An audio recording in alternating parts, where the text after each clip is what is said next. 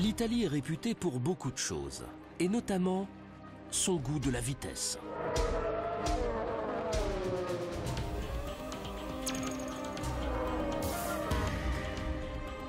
Et qui dit vitesse en Italie, dit Ferrari. Si la célèbre firme peut se targuer d'avoir remporté le plus grand nombre de victoires en course de Formule 1, la récession économique a depuis jeté l'incertitude sur ses ventes. Cette marque, parmi les plus emblématiques de l'industrie automobile, traverse une phase critique. Or, son dernier modèle est un pari très audacieux. Certains se demandent même si le cheval cabré ne s'est pas emballé. La FF, un blasphème. Une super sportive 4 places équipée de 4 roues motrices et d'un haillon. Vous êtes sûr que c'est une Ferrari ?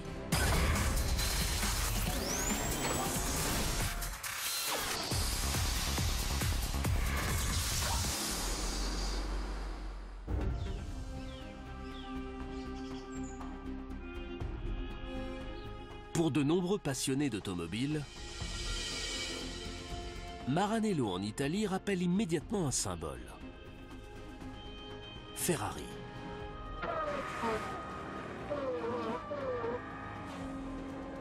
Quand nous sommes sur un circuit, c'est forcément pour gagner. Car Ferrari s'est fait une spécialité de gagner. C'est le seul constructeur à avoir couru toutes les saisons de Formule 1 depuis leur début en 1950.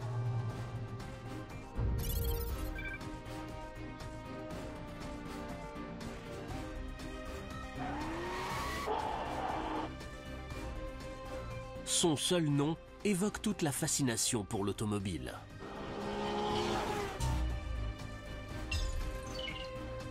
Des années durant, la société a tenu le haut du pavé dans la construction de voitures de course de Formule 1.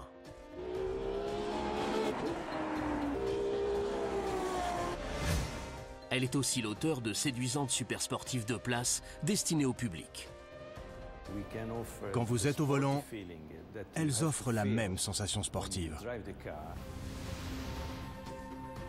Aujourd'hui, Ferrari doit s'adapter. Nos clients évoluent et nous devons comprendre comment.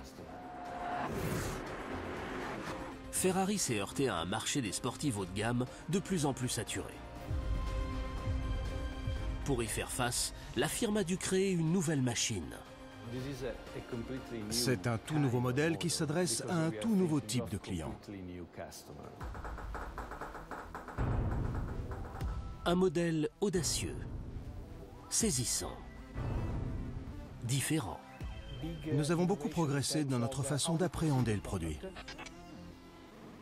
Le résultat est présenté au Salon de Genève 2011.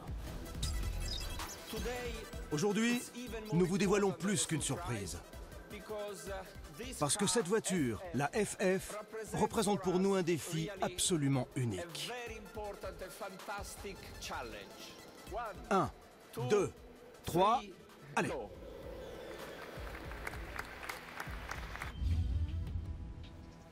Voici la Ferrari FF. Une supercar différente de toutes ses congénères. Mais qui risque fort de polariser l'opinion. Je n'ai pas de mal à imaginer Ferrari comme une équipe de gars enthousiastes et super gonflés.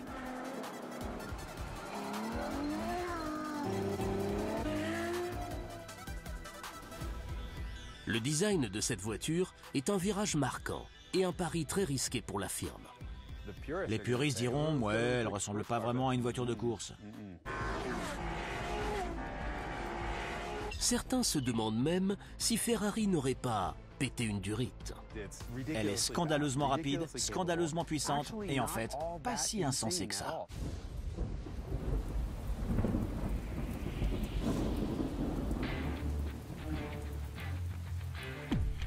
Car Ferrari s'est senti la force d'ébranler le marché. Elle correspond à un nouveau segment.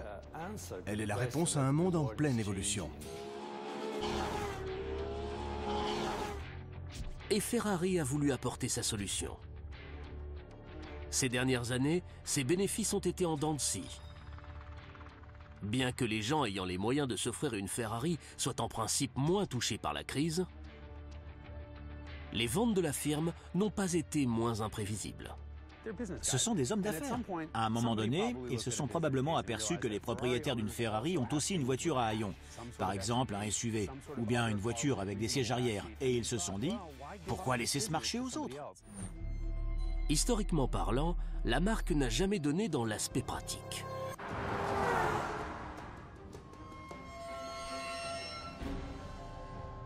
Mais pour espérer rester en pole position, Ferrari a dû s'adapter.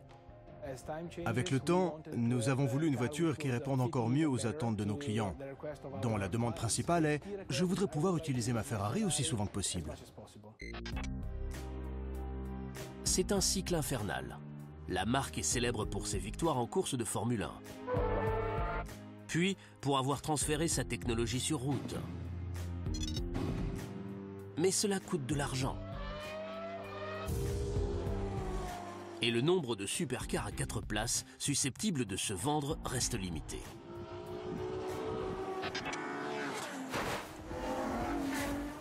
Avec la FF, Ferrari a voulu dire « Vous voulez conduire une Ferrari toute l'année?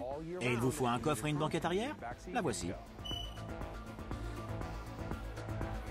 Dans l'univers automobile, la FF est aussi une voiture typiquement italienne. Dès qu'on la voit, elle déclenche une réaction émotionnelle. On l'adore ou on la déteste. La Ferrari FF est ce qu'on appelle un break de chasse. Un terme d'autant plus bizarre que c'est un break à 2 portes.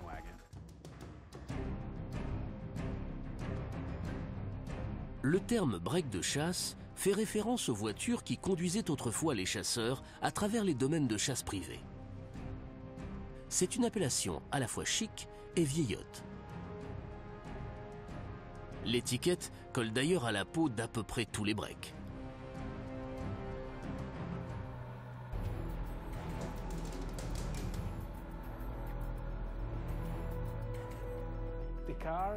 Cette voiture a été conçue pour offrir assez de place pour 4 personnes, avec évidemment une silhouette dessinée en conséquence. Chez Ferrari, forme et style prennent tout leur sens. Qu'il s'agisse des voitures ou du lieu de travail.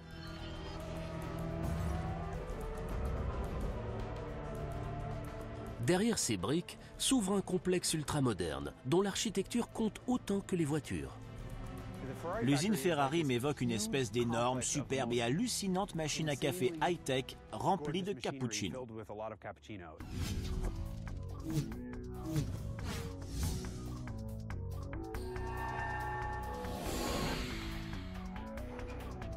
L'usine s'étend sur un complexe de plus de 250 000 mètres carrés.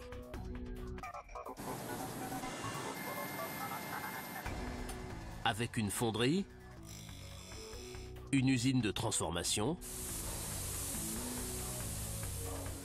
un atelier de peinture, une chaîne de montage final et même un tunnel aérodynamique. Tout en restant à la pointe de la technologie, le site attache une grande valeur à son histoire. Cette entreprise ne correspond pas à ce qu'on s'attend à voir en Italie parce qu'elle fonctionne de manière très organisée, chacun jouant exactement son rôle. Mais quand vous voyez les robots en mouvement et ce qu'ils construisent, là, ça devient unique.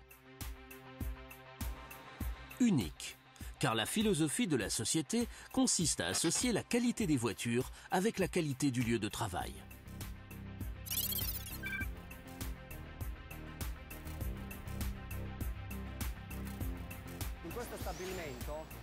Dans cet établissement, nous avons beaucoup misé sur ce que nous appelons la formule homme, qui place le bien-être des employés au-dessus de tout. Nous mettons l'accent en particulier sur l'éclairage naturel, grâce à de larges baies vitrées. Nous avons aussi planté beaucoup de végétation pour rendre l'environnement plus agréable.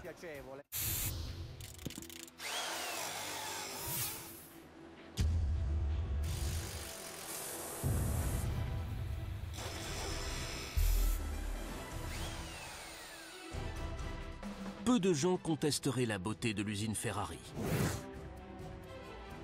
Pourtant, certains puristes mettent en doute l'apparence de la nouvelle FF construite ici.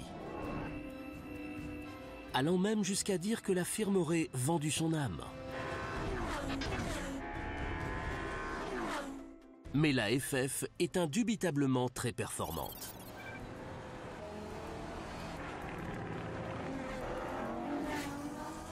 Réussir à équilibrer vitesse et style a toujours été un casse-tête universel pour les supersportives. Nous avons mené de nombreuses études pour trouver le meilleur compromis. Nous voulions réussir à offrir aux clients une silhouette de supersportive qui soit authentiquement Ferrari, sans être agressive et tout en étant élégante.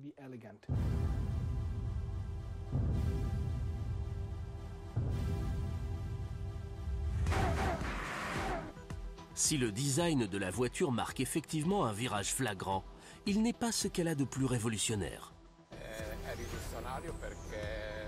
Elle est très innovante. Je travaille pour Ferrari depuis 1971 et jamais nous n'aurions imaginé produire un jour une 4 roues motrices. Construire une 4 roues motrices était une chose impensable pour le staff de Ferrari. 4 roues motrices, cela sous-entendait de pouvoir utiliser la voiture sous la pluie, sur la neige, c'est-à-dire dans beaucoup de situations jusque-là inimaginables pour une Ferrari. C'était aussi un terrain sur lequel la firme ne s'était encore jamais engagée. C'est notre première 4 roues motrices. Mais cette voiture est d'abord une Ferrari. Elle est là pour vous offrir des sensations au volant.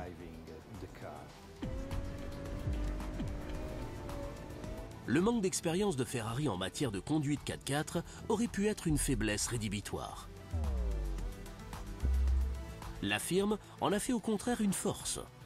En décidant de rompre avec les conventions, elle a couru un autre risque. C'était une solution innovante et originale pour une 4 roues motrices. La FF représente une découverte capitale grâce à son système 4 roues motrices absolument unique. Aucune autre voiture au monde n'est équipée de quoi que ce soit de semblable. La firme a gardé son approche des Formule 1. Faire plus léger pour faire plus rapide.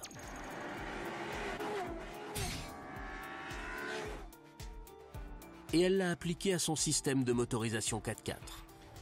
Quel est le problème d'un 4x4 conventionnel? Le premier problème, c'est son poids. Si le poids est l'ennemi de toutes les supersportives, il pose un défi encore plus important à une supersportive dotée de 4 roues motrices. Ces 4 roues motrices sont à elles seules la pire chose qu'on puisse faire subir à une voiture. Cela revient à lui ajouter des vitesses et des arbres de transmission partout. Dans un système classique de propulsion à 4 roues motrices, le moteur envoie sa puissance à une boîte de transfert. La boîte de transfert distribue l'énergie dans 2 directions via les 2 arbres de transmission. La solution de Ferrari a consisté à ignorer complètement la boîte de transfert et à utiliser à la place 2 boîtes de vitesse différentes, mais avec un seul arbre. Si cette technologie peut paraître compliquée, le résultat ne l'est pas. La FF est rapide, très rapide, avec une vitesse de pointe de 335 km/h.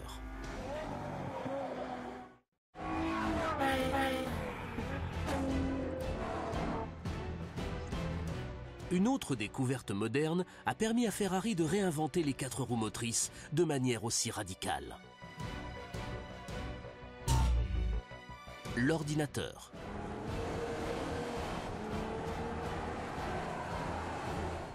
La surprise, c'est qu'elle a 7 vitesses automatiques à l'arrière et 2 vitesses automatiques à l'avant, avec l'ordi qui débraye et embraye. En tant que conducteur, vous ne vous occupez de rien, ça marche tout seul.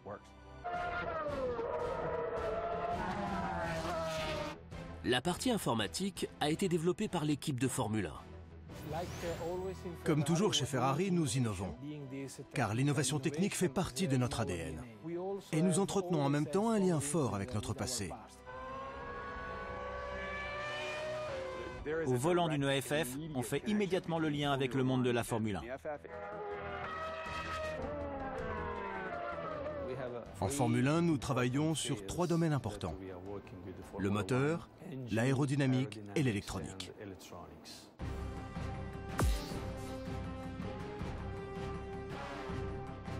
S'il a fallu presque 3 ans pour développer la voiture, près de 6 ans ont été nécessaires pour mettre au point son électronique.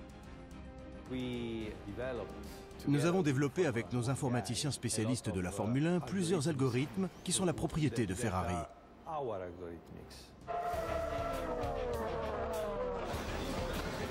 Le résultat donne une variété de nouveaux systèmes électroniques. À l'aide de formules développées par l'équipe de course, tous ces systèmes fonctionnent ensemble et de manière intégrée dans un seul et unique système informatique.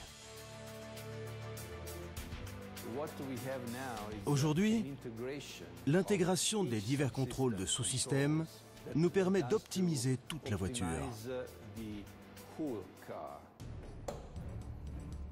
L'ordinateur de bord gère également le moteur. Je voudrais commencer par le moteur, parce que c'est évidemment l'élément le plus important de la voiture. Ce que vous voyez là, c'est notre tout nouveau V12 qui développe 660 chevaux. Si la quête des hautes performances est la principale caractéristique de la firme, le souci de faire des bénéfices vient aussitôt après.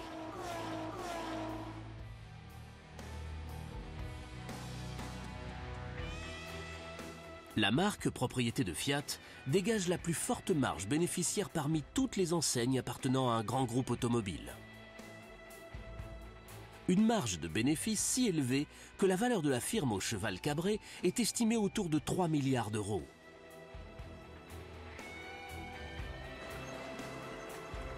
Les analystes évaluent le capital total du groupe Fiat à près de 8 milliards d'euros.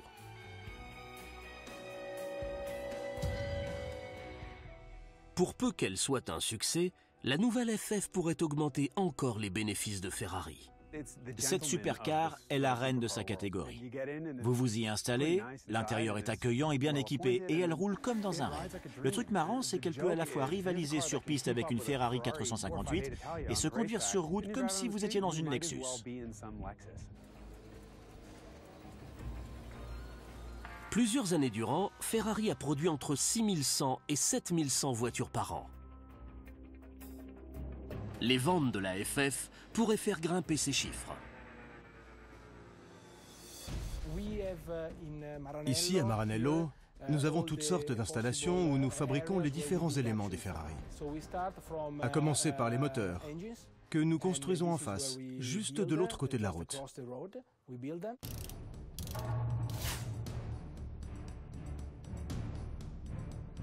Ce moteur ne naît pas d'un assemblage d'éléments par boulonnage, mais à partir de métal en fusion.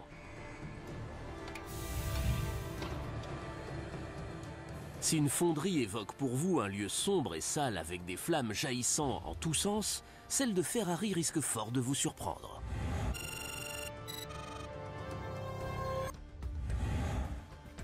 Cette fonderie est un bâtiment propre et bien éclairé.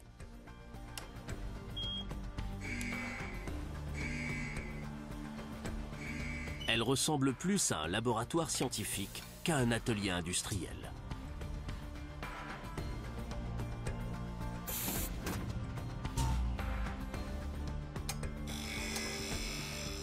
Le moteur de la FF se compose d'aluminium léger. Nous fondons de l'aluminium sous forme de lingots. À l'intérieur du four, la température atteint environ 800 degrés. Les fondeurs remplissent un énorme chaudron et prélèvent des échantillons d'aluminium en fusion pour vérifier sa formule chimique. Le métal fondu est ensuite versé dans un deuxième four pour le chauffer davantage. Pour remplir complètement ce four, il faut y mettre 800 à 900 kg d'aluminium.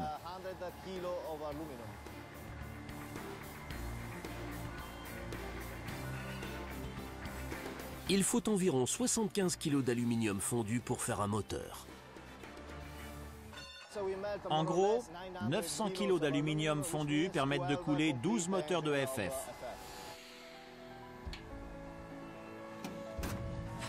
Le moment est venu de couler l'aluminium fondu dans des moules permettant de réaliser les formes basiques des pièces moteurs. Si l'aluminium refroidit peu à peu, la température reste malgré tout une donnée essentielle. La température est extrêmement importante. À l'intérieur du moule, il faut qu'elle soit d'environ 300 degrés. C'est important car elle va avoir un effet déterminant sur les propriétés mécaniques du moteur.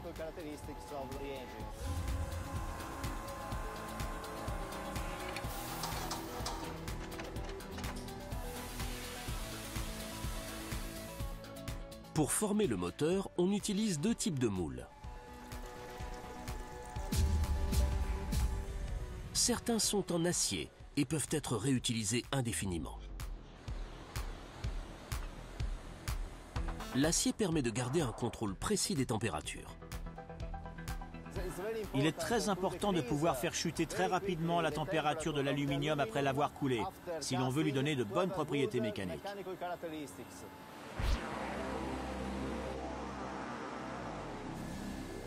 Le deuxième type de moule est fait de sable. Dans la fonderie, nous disposons aussi d'un département où nous fabriquons les noyaux de sable. Ils jouent un rôle très important car c'est eux qui permettent de créer toutes les cavités à l'intérieur du moteur. Sans ces noyaux, les moules en acier permettraient de réaliser seulement des blocs géants d'aluminium. Ici, par exemple, vous voyez toutes les cavités qui vont être créées à l'intérieur des têtes de cylindre.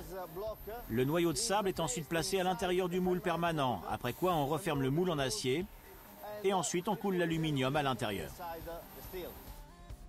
Le sable, lui aussi, est d'un genre spécial. Dans cette phase, la chose la plus importante est la qualité du sable, parce qu'il peut y avoir des résines à l'intérieur. Et ces résines créent des défauts à l'intérieur du moule, par exemple des bulles ou du gaz. Ces techniciens sont donc loin de s'amuser à faire des châteaux de sable. Même s'ils retournent le moule. Une fois encore, l'AFF bénéficie de toute l'expérience des ingénieurs de Formule 1. C'est le même procédé que pour la Formule 1. En fait, nous avons ici un petit département où nous moulons uniquement des composants de Formule 1.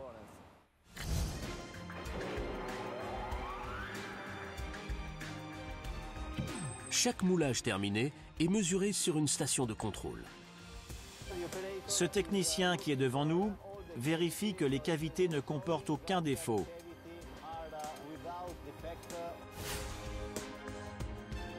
Les tolérances sont infimes. Les variations maximales acceptées sont d'un demi-millimètre. Et tout ce qui ne peut pas être vérifié visuellement passe au crible des rayons X.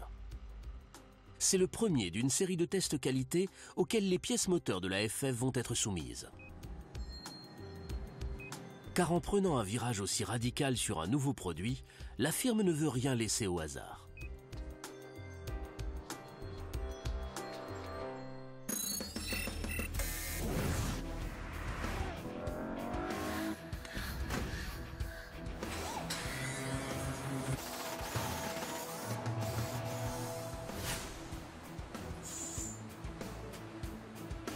Tout un bâtiment est consacré à l'usinage des pièces de métal brutes provenant de la fonderie. Nous sommes ici dans le bâtiment où nous usinons mécaniquement les têtes de cylindre, le bloc moteur et le vilebrequin.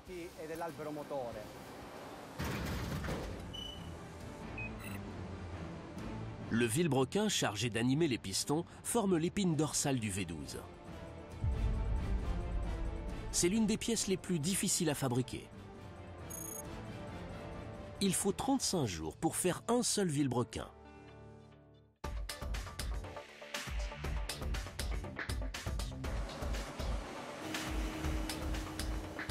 Lorsqu'ils reçoivent une pièce brute de la fonderie, les techniciens l'usinent pour enlever le métal excédentaire.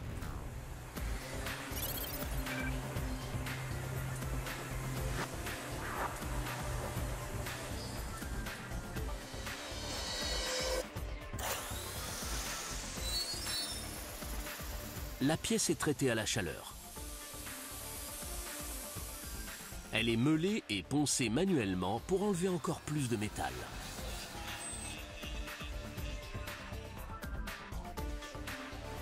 Avant de recevoir les dernières finitions.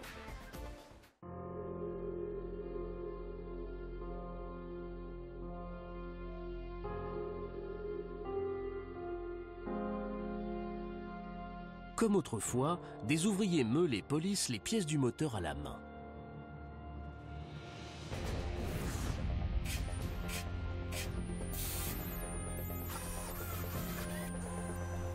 Mais les robots ne sont pas en reste. Chez Ferrari, ils utilisent ce qu'on pourrait appeler des robots romantiques. Il y a bien sûr les ouvriers, mais leur art, ils l'exécutent aussi avec l'aide des robots.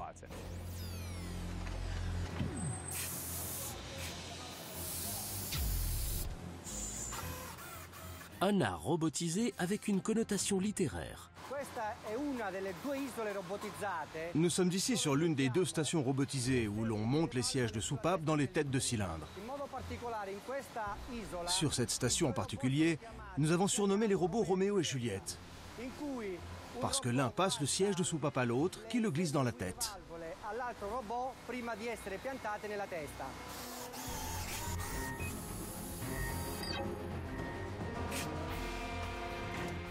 Shakespeare n'aurait jamais imaginé à quel point leur amour deviendrait glacial. Car Roméo et Juliette refroidissent les sièges de soupape à moins 126 degrés, dans de l'azote liquide. Une fois les têtes de moteur remontées à température ambiante, les soupapes sont enfermées dans leur réceptacle. C'est un peu comme si le cœur de ce moteur à ultra haute performance avait dû payer le prix fort.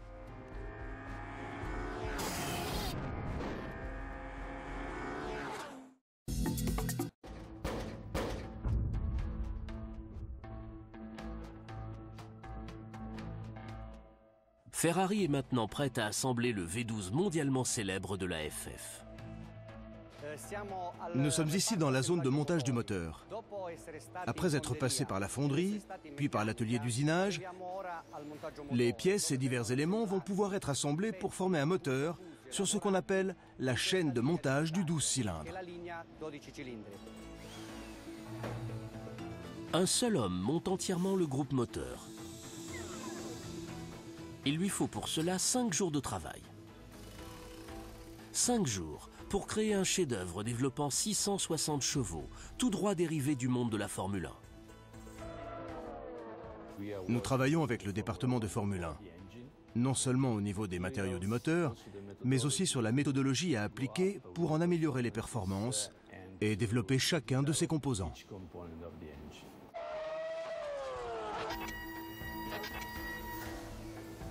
On commence par hisser le bloc moteur sur un chariot spécial.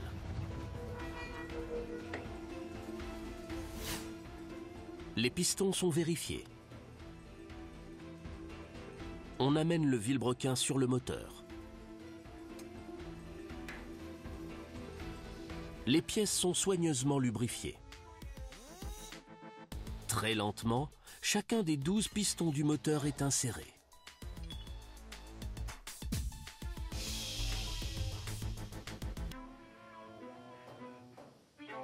On pose les garnitures de pistons. Les têtes de cylindres sont installées. Le carter est mis en place et boulonné avec d'infinies précautions. Enfin, on pose le collecteur d'échappement.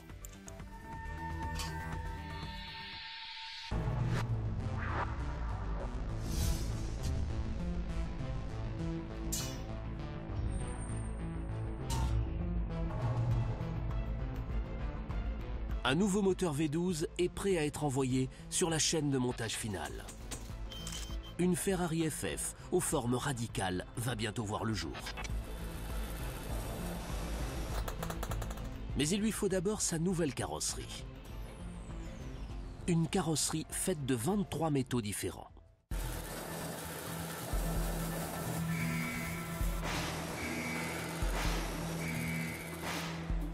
Dans un monde où beaucoup de supersportives utilisent la fibre de carbone et d'autres matériaux composites pour gagner en légèreté, Ferrari a choisi l'aluminium. C'est un héritage de ses premières Formule 1. La FF est une évolution de nos alliages en aluminium. Pour alléger au maximum le poids de la voiture, nous avons déterminé quel était l'alliage idéal pour chacune de ces parties.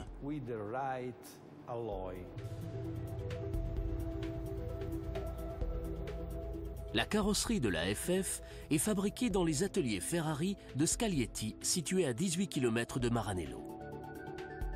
C'est la seule partie du processus de production à ne pas avoir lieu au sein du complexe Ferrari. Mais c'est peut-être aussi la plus artistique.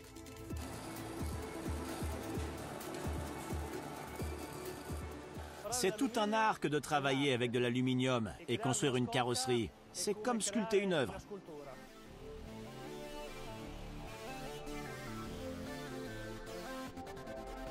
Une sculpture qui naît à mesure que ces artisans soudent entre elles les pièces terminées.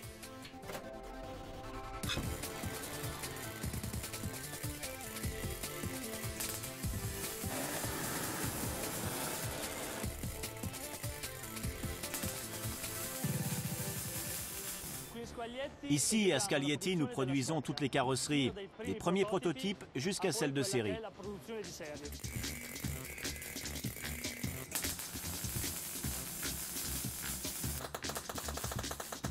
« 60% de chaque carrosserie est assemblée par des artisans indépendants.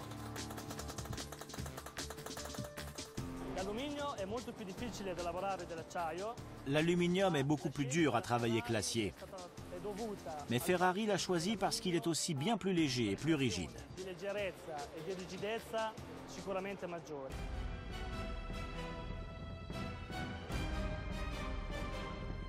La nécessité de combiner légèreté et rigidité a conduit Ferrari à opter pour 23 matériaux différents. 23, c'est beaucoup. Mais à l'avenir, il est probable que nous augmenterons encore ce chiffre. Car chaque partie de la voiture doit être conçue de façon à économiser autant que possible sur le poids de l'ensemble. On commence par positionner sur la chaîne le châssis en aluminium.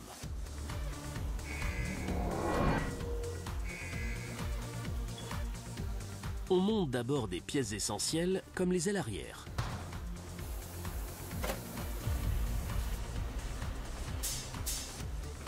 Le toit.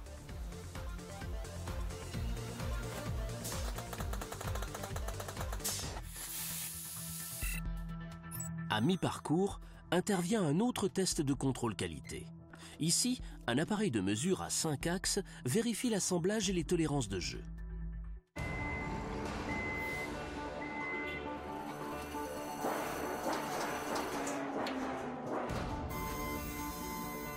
On accroche ensuite les portières.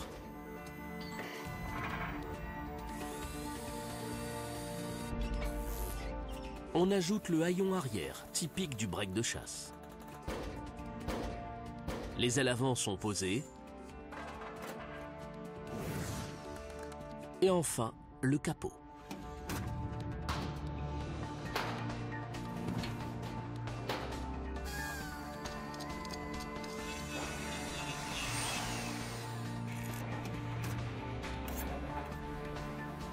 Les artisans veillent à ce que montage et finition soient parfaits avant que le véhicule ne subisse un autre contrôle qualité.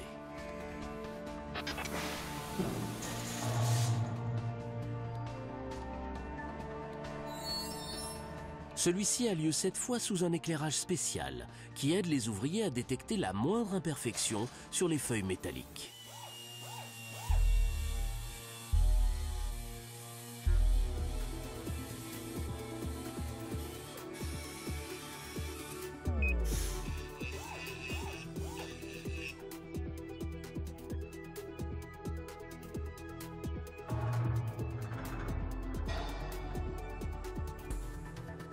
Une fois achevée, la carrosserie est envoyée à Maranello. Jusqu'ici, toutes les carrosseries sont les mêmes.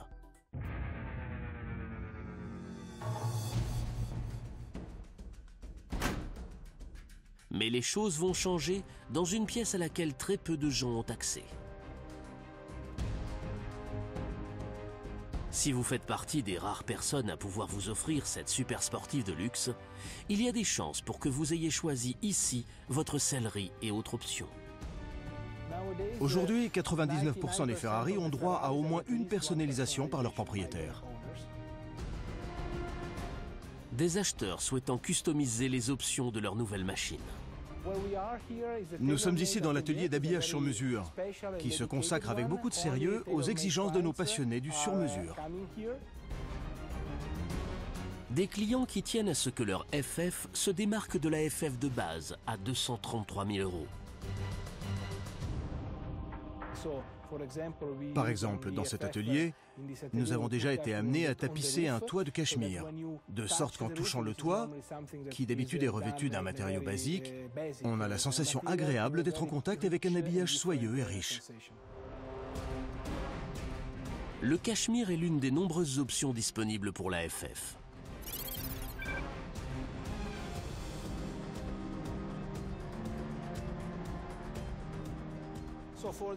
Pour le coffre de cette FF, nous avons voulu faire quelque chose de très différent. Celui-ci a beaucoup de classe parce que sa couleur vieillira avec le temps. Tout cela pour vous montrer comment nous aimons expérimenter. Une des choses à laquelle nous sommes très attentifs consiste à vérifier que tous ces matériaux sont bien conçus pour aller dans une voiture. Ferrari est d'autant plus attentive qu'elle ne se lance pas non plus dans n'importe quoi. Lorsqu'un client vient ici pour habiller sa voiture, on le fait accompagner dans ses choix par un designer maison. Ce designer connaît les normes à respecter. Par exemple, vous ne verrez jamais de Ferrari rose sortir de ses murs. Exit le rose donc. L'une des couleurs les plus demandées est le rouge caractéristique des voitures de course Ferrari. Ce classique rouge Ferrari, ainsi que toutes les autres couleurs proposées par la marque, sont appliquées dans l'atelier de peinture de Maranello.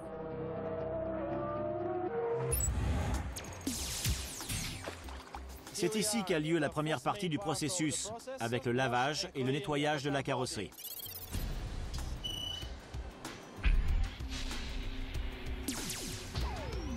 Chaque voiture est d'abord plongée dans un bain chimique qui l'empêchera de rouiller.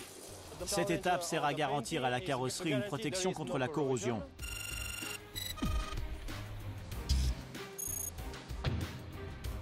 Après son bain d'électrophorèse, on lui vaporise un après étanchéifiant. En tout, une Ferrari reçoit 4 couches de produits différents avant d'être terminée. Une couche d'électrophorèse, une couche d'après, une couche de peinture et une couche de vernis.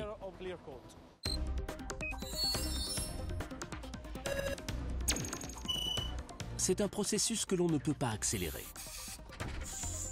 Pour peindre une FF en totalité, il faut 2 jours et demi.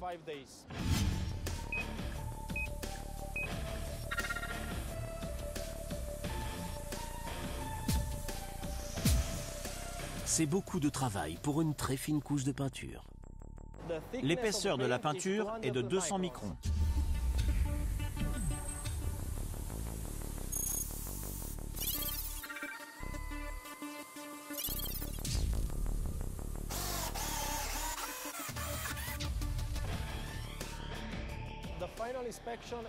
La dernière inspection est pour nous la plus importante, parce qu'elle est effectuée manuellement et visuellement. Nos techniciens sont formés à détecter les moindres imperfections dans la couche de peinture, rien qu'en observant les reflets de l'éclairage à sa surface.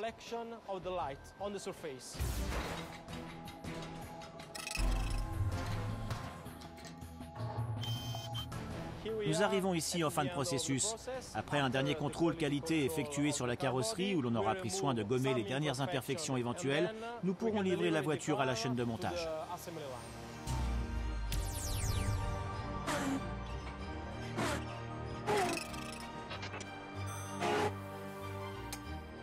Une FF rutilante s'apprête à rejoindre la chaîne de montage finale. Cette chaîne finale est l'une des clés de l'avenir de Ferrari.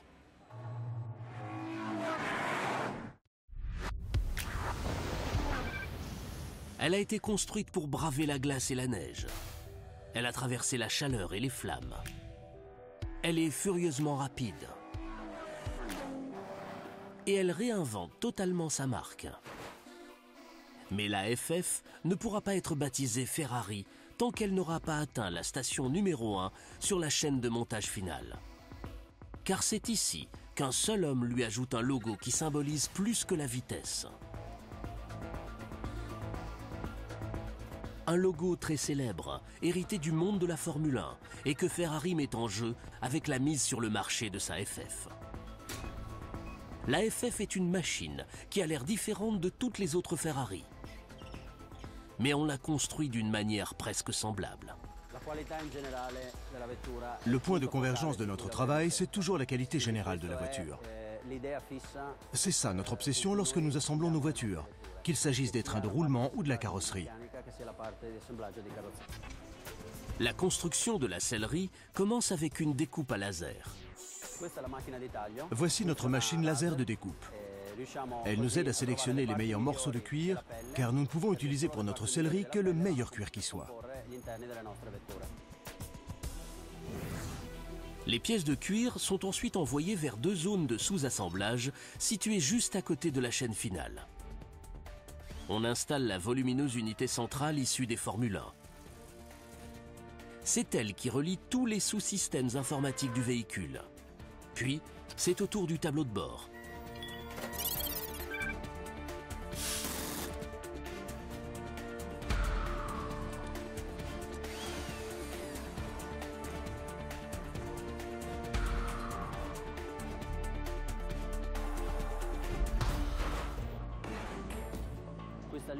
Ici, c'est la chaîne où nous montons les sous-assemblages de la transmission. Nous relions le moteur à la boîte de vitesse. Tout ce sous-assemblage est emmené vers la voiture. Il forme le cœur de la voiture. Un cœur de 660 chevaux, inspiré des Formule 1, et qui bat très vite sur la piste.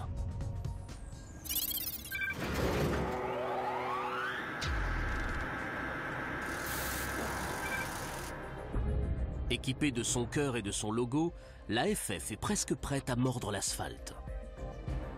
Mais pas encore tout à fait. Il lui manque quelques pièces avant qu'on puisse la qualifier de vraie Ferrari.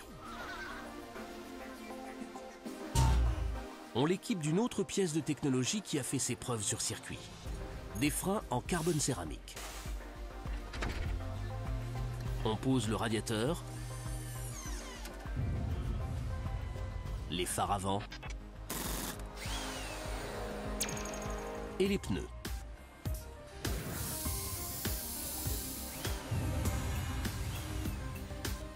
L'installation du volant est particulière,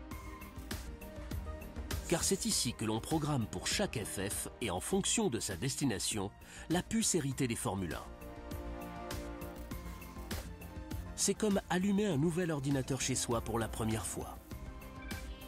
On vous demande de sélectionner votre pays, votre fuseau horaire, votre langue.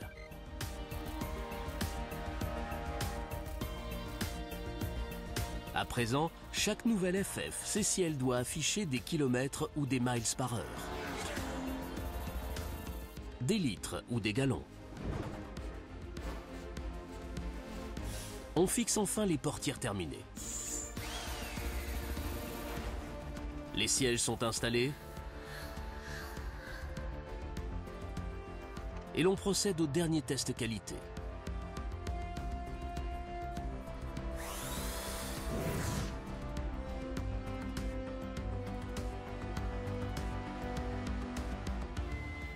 Une nouvelle Ferrari FF est née.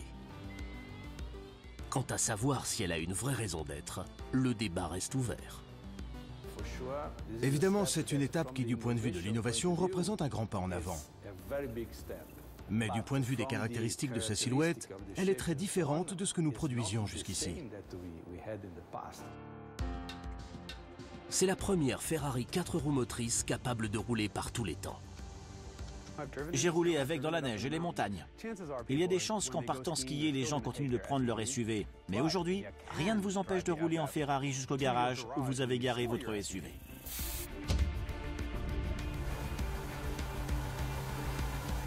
Le marché doit maintenant décider si Ferrari a commis une imprudence. Ou au contraire, si la firme n'a fait que franchir une étape logique dans ses 50 ans d'héritage de la Formule 1. Nous voulons différentes Ferrari pour différents ferraristes, c'est-à-dire différents clients de Ferrari. Voilà la nouvelle philosophie de Ferrari.